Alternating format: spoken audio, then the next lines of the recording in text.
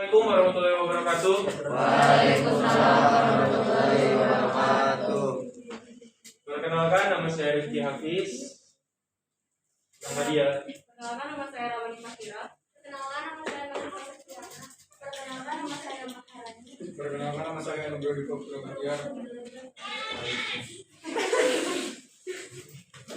Pada kesempatan ini kami akan mempresentasikan hasil dari diskusi kami mengenai matematika ekonomi.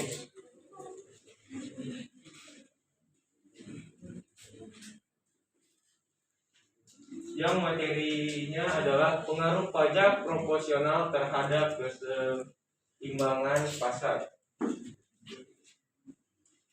Pajak proporsional adalah pajak yang besarnya ditetapkan berdasarkan persentase tertentu dari harga jual, bukan ditetapkan secara spesifik per unit barang. Variabel pajak atau tax disimbolkan dengan T.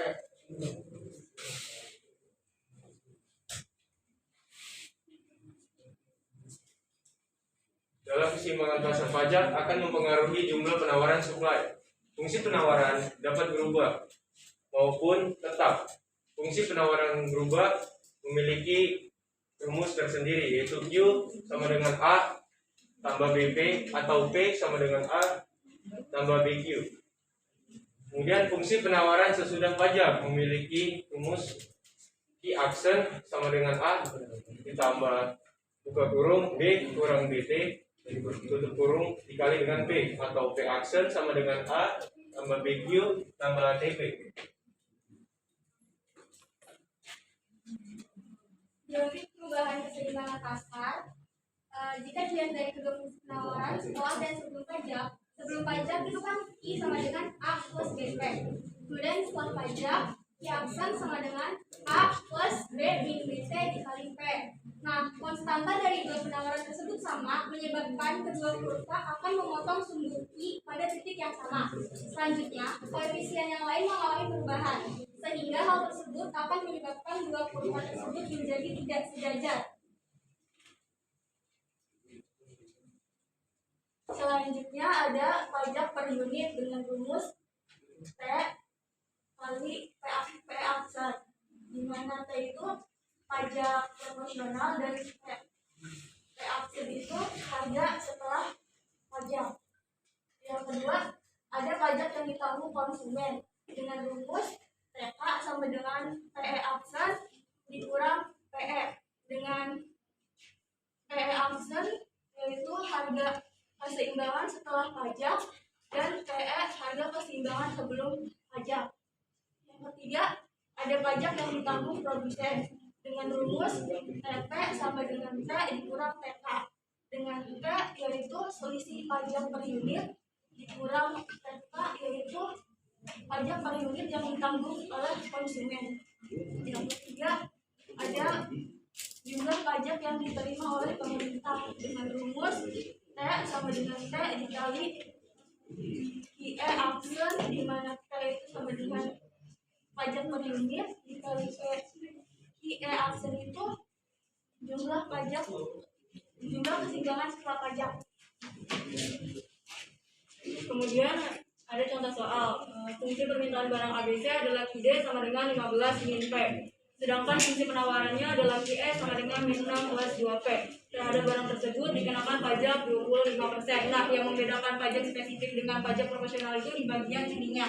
Kalau tadi pajak spesifik itu teksnya itu per unit, kalau pajak proporsional itu persen.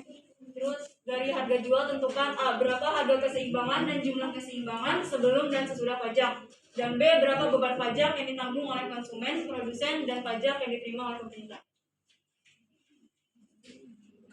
Oke, yang pertama kita bakal nyari sebelum pajak. Sebelum pajak tadi diketahui QD sama dengan 15 min P dan QE sama dengan min 6 plus 2P. Menggunakan rumus QD sama dengan QS. Lalu dimasukin aja 15 min P sama dengan min 6 plus 2P. 15 plus P sama dengan 2P plus P. 3P sama dengan 21. P sama dengan 21 bagi 3 dan PE sama dengan 7 atau jumlah keseimbangan pasar itu 7. Atau harga keseimbangan pasar itu 7. Kemudian kita cari jumlah keseimbangannya, dimasukin aja di substitusi. Disubstitusi, berarti QD sama dengan 15 min P atau 15 sama min 7. Jadi QE sama dengan 8. Kemudian sesudah pajak. Nah, yang sesudah pajak tadi kan dijelasin fungsi penawarannya berubah. Fungsi penawaran berubah dan fungsi permintaan tetap dan fungsi penawaran berubah. Jadi kita mengubah QS sama yang dari tadinya min 6 plus 2P kita ubah jadi QS aksen sama dengan A plus B min BT dikali P. Jadi QS aksen sama dengan min 6 plus 2 dikurangin 2 dikali 0,25. Jadi QS aksen sama dengan min 6 plus 1,5P. Kemudian kita cari harga timbang masanya menggunakan rumus QD sama dengan QS aksen. Terus dimasukin 15 min P sama dengan min 6 plus 1,5P, 15 plus 6 sama dengan P plus 1,5P, jadi 2,5P sama dengan 21. Jadi PE aksennya sama dengan 8,4. Kemudian kita cari jumlah keseimbangan pasarnya. Bisa disubstitusi ke QD ataupun ke QS, hasilnya sama. Jadi QD sama dengan 15 min P sama dengan 15 min 8,4, QE aksen sama dengan 6,6. Kemudian kita mencari pajak yang ditanggung oleh konsumen, yaitu PE absen dikurangin PE sama dengan 8,4 dikurangi 7 sama dengan 1,4. Kemudian pajak yang ditanggung produsen, karena ini rumusnya tax per unit, sedangkan tadi pajak profesional itu udah bentuk persen, kita ubah dulu tax per unit sama dengan T persen dikali PE absen sama dengan 25% dikali 8,4 sama dengan 21. Kemudian dimasukin ke sini, tadi tax per unit itu 2,1 dikurangin TK-nya itu 1,4 jadi 0,7. Kemudian pajak yang diterima oleh pemerintah, tadi T udah dicari 2,1 dikali PE aksen 6,6 hasilnya 13,86 ya.